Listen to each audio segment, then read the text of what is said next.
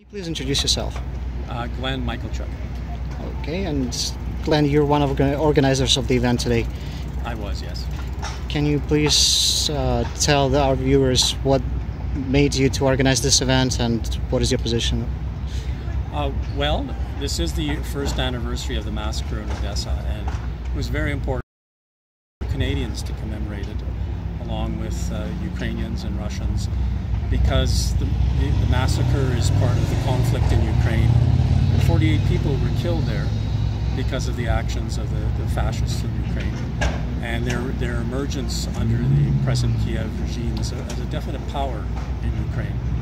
So the massacre in Odessa, in many ways, was one of the significant starting points of the Civil War, which has brought about, to this point, more than 5,000 dead, more than 1 million people displaced. And to its shame, Canada has encouraged that civil war.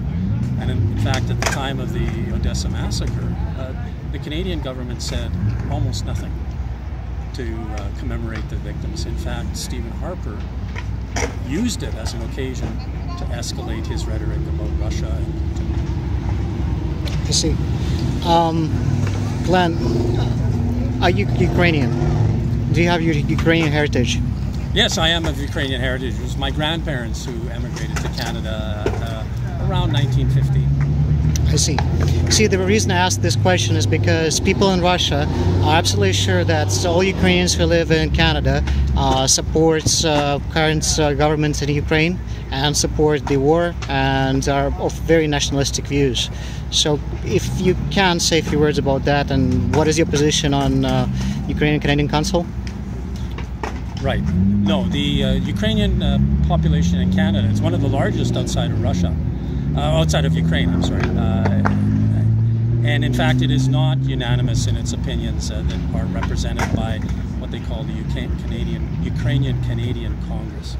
The Ukrainian-Canadian Congress speaks for only a relatively small number of Ukrainians. Its origins are not the same as what progressive Ukrainians. The progressive Ukrainian community has a very significant heritage in Canada. In fact, it established in 1918 the Association of United Ukrainian Canadians, an organization dedicated to the propagation of progressive views amongst Ukrainians. It was founded by progressive Ukrainian workers and small farmers. It built in many of the cities and towns Ukrainian labor temples.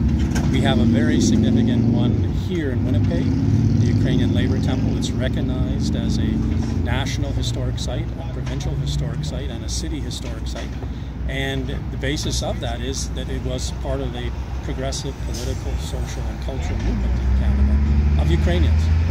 And that heritage still exists today. So the Ukrainian-Canadian Congress is but a small, well-funded organization, well-funded by the Canadian government to propagate its views that we see supporting Ukraine from the Ukrainian-Canadian Congress. Yeah. Thank you very much for clearing out this, because, as I said, it will help our viewers to basically get rid of all the misconceptions that they have about, the role of Canadians in the events of that unfolding right now.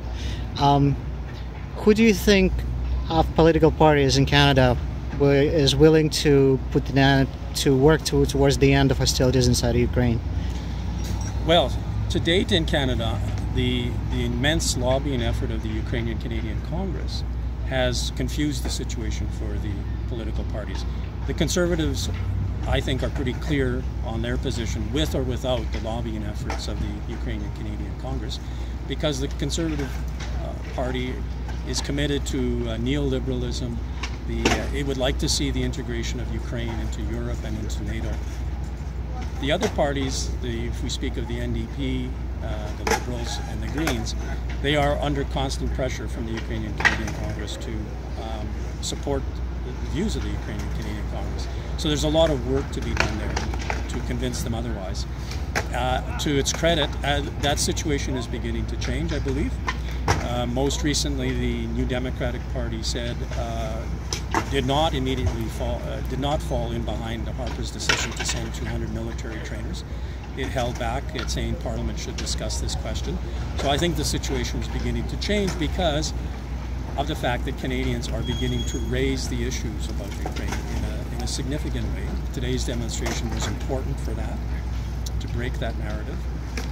I'd have to say the efforts of newcoldwar.org, a very important website that was established in part by Canadians, along with other personalities on the international level, to explain the situation in Ukraine and the evolution of what's happening there and in other parts of Europe. I think that's beginning to change the situation. I see. Your position had found quite a bit of support among the academia and in University of Manitoba, I guess. And it's been, from what I understand, there are a number of groups inside Canada who kind of represent the similar views.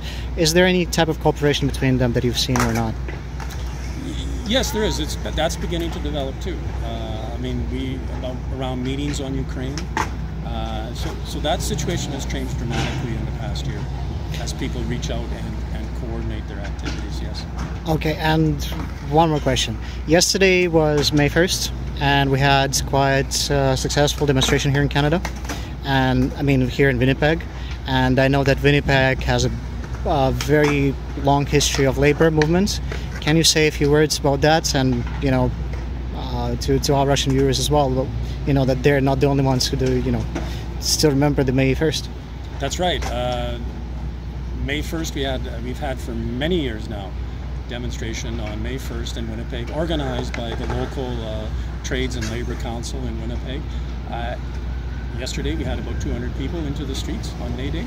So that's a proud heritage we maintain. Of course, the workers in this city have a very significant heritage. 1919 was the site, Winnipeg was the site of a massive general strike that lasted from the middle of May to the middle of June, a complete and total work stoppage by all the workers, pressing for economic demands and political reforms.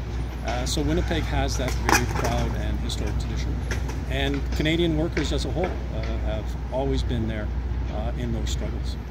Well, thank you very much for your support for a moment, and thank you very much for warm words, and we hope to see you again. Thank you very much. Bye-bye.